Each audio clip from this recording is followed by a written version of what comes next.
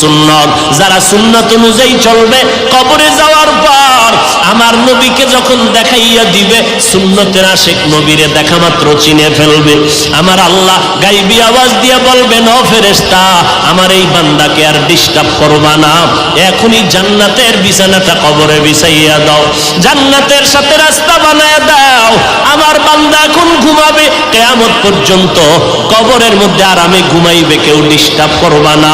3.5 হাত কবরটা বড় বালাখানা বানায় দাও, আমার বান্দা আরামে ঘুমাবে।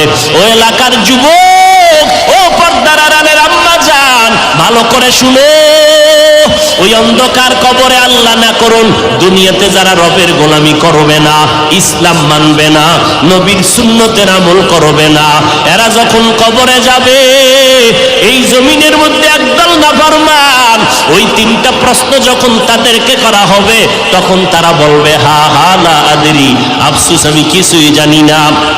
এই কথা বলার পর আল্লাহর নবী বলেন, আমার আল্লাহ গাইবী আওয়াজ দিয়া বলবেন, ও কবরের ফেরেশতা, এই নাফরমানকে আর কোনো জিজ্ঞাসাবাদ করার সুযোগ দিও না।